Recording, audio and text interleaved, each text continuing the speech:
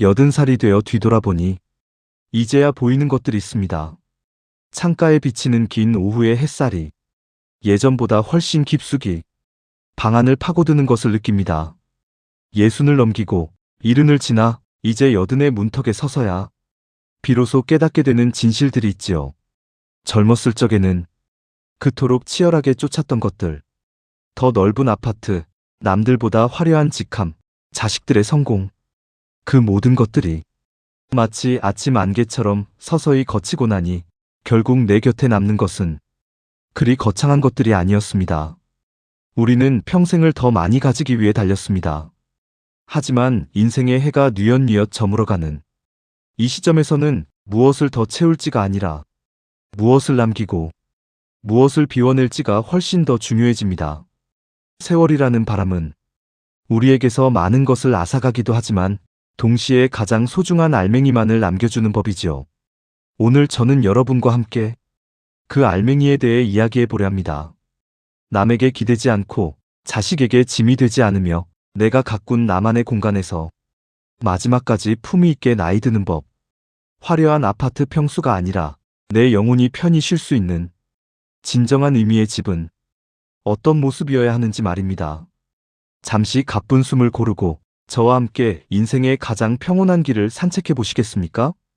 여러분, 나이가 든다는 것은 서서히 주도권을 내려놓는 과정이기도 합니다. 하지만 그 주도권을 자의가 아닌 타의에 의해 준비 없이 빼앗기게 될 때 노년의 삶은 비극이 됩니다. 상상해 보십시오. 어느 날 갑자기 다리에 힘이 풀려 혼자서는 화장실조차 가기 힘들어지는 순간을요. 혹은 매일 울리던 전화기가 잠잠해지고 온종일 거실에 앉아 벽지에 스며든 그림자의 움직임만 관찰해야 하는 그 고독의 무게를요. 준비되지 않은 나이 듦은 마치 겨울 폭풍 속에 홀로 던져진 잎새와 같습니다. 많은 이들이 나중에 자식들이 알아서 하겠지라며 막연한 기대를 품습니다. 하지만 그것은 무책임한 낙관일 뿐입니다. 현대 사회에서 자식에게 노후를 의존한다는 것은 자식의 삶에도 나의 삶에도 커다란 그늘을 들이우는 일입니다. 내 몸이 약해졌을 때, 내 정신이 흐릿해졌을 때 스스로를 지탱할 힘이 없다면 우리는 필연적으로 타인의 눈치를 보게 됩니다. 그것은 곧 인간으로서의 품격을 잃어가는 과정입니다. 정서적 고립은 육체적 질병보다 무섭습니다. 사회적 관계가 끊어지고 대화할 상대가 사라질 때 인간의 영혼은 급격히 시들어갑니다. 주체성을 상실한 노인은 더 이상 자기 삶의 주인이 아닙니다. 누군가 차려주는 밥상을 기다리고 누군가 태워주는 차에 몸을 맡겨야만 이동할 수 있는 삶. 그런 삶 속에서 우리는 과연 나 자신으로 존재할 수 있을까요? 철학자 쇼펜하우어는 인간은 홀로 있을 때 비로소 자기 자신이 된다고 했습니다. 하지만 이 홀로 있음이 품격 있으려면 반드시 자립의 힘이 전제되어야 합니다. 타인에게 구걸하지 않는 삶, 내 공간의 질서를 스스로 부여할 수 있는 능력, 그것이 없다면 노후는 그저 긴 기다림의 고통일 뿐입니다. 우리는 지금 바로 이 순간부터 그 처절한 겨울이 오기 전에 따뜻한 내면의 집을 짓기 시작해야 합니다.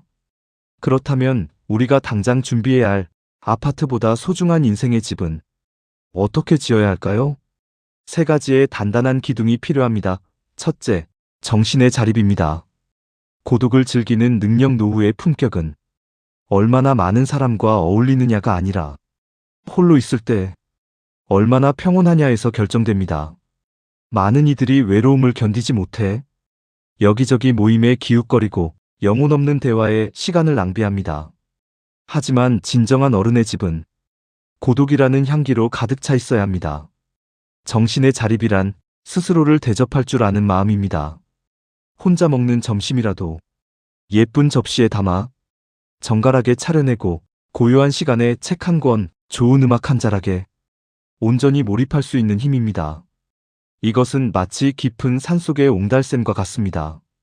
밖에서 물을 끌어오지 않아도 스스로 맑은 물을 길어올리는 샘물 같은 마음, 그런 마음을 가진 사람. 곁에는 억지로 부르지 않아도 사람이 모여들고 그 존재 자체로 빛이 납니다. 둘째, 관계의 다이어트입니다. 껍데기를 버리는 용기. 젊은 시절의 관계가 확장이었다면 노년의 관계는 정제여야 합니다. 이제는 더 이상 나를 피곤하게 만드는 인연, 예의 없는 지인, 과거의 영광에만 매몰된 사람들에게 에너지를 쓸 필요가 없습니다. 관계의 정밀한 매정함이 아닙니다. 내 인생이라는 정원에서 시든 꽃과 잡초를 솎아내는 과정입니다. 품격 있는 노후를 보내는 이들의 집은 정원이 잘 가꾸어진 집과 같습니다. 무성하게 자라나 시야를 가리는 나무들을 과감히 전지하고 정말 소중한 소수의 사람과 깊고 맑은 교감을 나누십시오. 텅 빈 전화번호부가 두려운 것이 아니라 의미 없는 이름들로 가득 찬 전화번호부가 내 영혼을 갉아먹는 것을 경계해야 합니다. 셋째, 몸의 근력 저축입니다. 내 몸이라는 마지막 안식처. 결국 우리가 끝까지 머물러야 할 집은 아파트가 아니라 내 몸입니다. 근육은 노후의 가장 든든한 연금이며 어떤 재테크보다 확실한 투자입니다. 내가 내 발로 화장실을 가고 내가 먹고 싶은 음식을 직접 장봐서 만들어 먹을 수 있는 그 사소한 능력이 노후의 자유를 결정합니다. 아무리 돈이 많아도 침대에 누워 천장만 바라봐야 한다면 그것이 무슨 소용이겠습니까? 근력은 자존심의 다른 이름입니다. 허리를 꼿꼿이 펴고 걷는 노인의 뒷모습에는 범접할 수 없는 아우라가 있습니다. 하루 30분의 산책, 가벼운 근력 운동은 단순히 수명을 연장하는 행위가 아니라 내 삶의 영토를 끝까지 지켜내겠다는 의지의 표현입니다. 내 몸이라는 집이 튼튼해야 그 안의 영혼도 품위를 지킬 수 있습니다. 사랑하는 나의 60대 그대에게 80살의 내가 먼 길을 돌아와 그대 앞에 섰습니다. 그대는 지금 거울을 보며 늘어가는 주름에 한숨 짓고 있겠지요.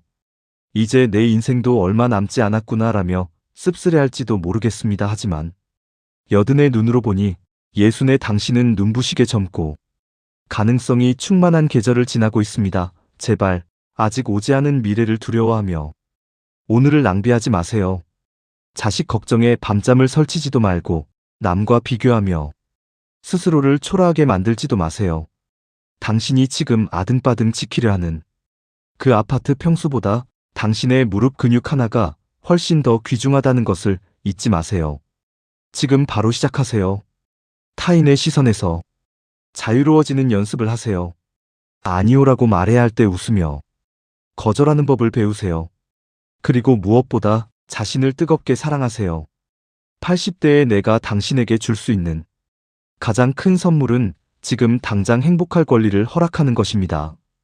당신이 60대에 심은 자립의 씨앗이 80대의 나에게는 커다란 그늘이 되어준다는 사실을 꼭 기억해 주길 바랍니다. 나이 들문 저무는 해가 아니라 하루 중 가장 아름다운 노을입니다. 태양이 강렬한 빛을 뿜어내며 만물을 태울 듯 몰아치던 정오의 시간은 지났습니다. 이제는 세상을 온화한 오렌지 빛으로 물들이며 모든 사물의 윤곽을 부드럽게 감싸 안는 치유의 시간이 찾아온 것입니다. 노을이 아름다운 이유는 그 빛이 강해서가 아니라 그 안에 하루의 모든 고단함과 기쁨을 녹여낸 깊이가 있기 때문입니다. 여러분, 품격 있는 노후는 거창한 준비로 시작되지 않습니다. 오늘 당장 바꿀 수 있는 작은 습관 하나면 충분합니다. 오늘 저녁에는 텔레비전을 끄고 나를 위해 정성껏 우려낸 차 한 잔을 마시며 10분간 침묵 속에 앉아보십시오.